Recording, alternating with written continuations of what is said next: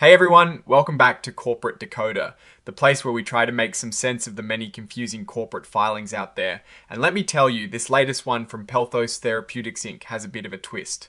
Today we're diving into an 8K filing. Now, these are usually about big, immediate changes. And this one definitely falls into that category. We'll be looking at some significant leadership news that could signal a new direction for this biotech company. And before we jump in, if you find value in deciphering these important documents, please hit that subscribe button. Also, make sure to join our Discord community, linked in the description below. It is a great place to keep the conversation going. So, what is the big news? Pelthos Therapeutics Incorporated is announcing a change in its board of directors. This isn't just a minor shuffle. They've actually increased the size of their board and brought in a new member. And this new member comes with a lot of experience, especially in the financial side of things for biotech companies. The new director's name is Andrew J. Einhorn, and he is 66 years old.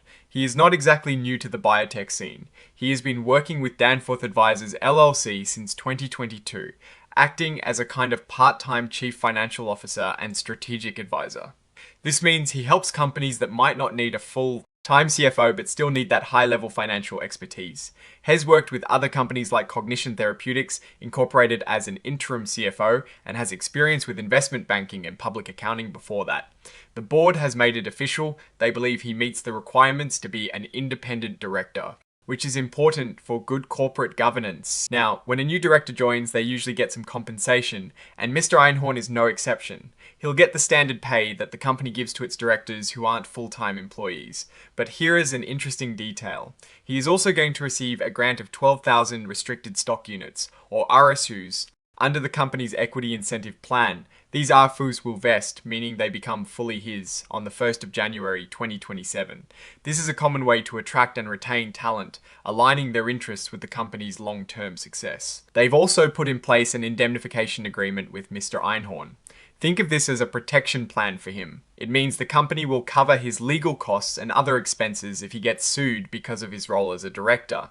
This is pretty standard practice for directors at public companies and is on the same terms as agreements with other company leaders. This appointment fills a vacancy created by expanding the board from 7 to 8 members, and Mr. Einhorn will be serving on 2 key committees: the Audit Committee, which oversees financial reporting and internal controls, and the Compensation Committee, which decides on executive and director pay. His presence on these committees highlights the company's focus on financial oversight and strategic compensation as they grow. The company also issued a press release to announce this appointment, which is common practice to make sure investors and the public are informed about such significant changes. Now, like most filings, there is a section about forward-looking statements. This is basically a legal disclaimer. It says that any statements about the company's future plans, expectations, or beliefs are just predictions. They aren't guarantees because the future is uncertain, and many things can go wrong that could make those predictions inaccurate. This is why it is always important to look at the actual results and not just the optimistic outlook. Also attached is the press release itself, which usually just repeats the key information from the filing in a more press-friendly format.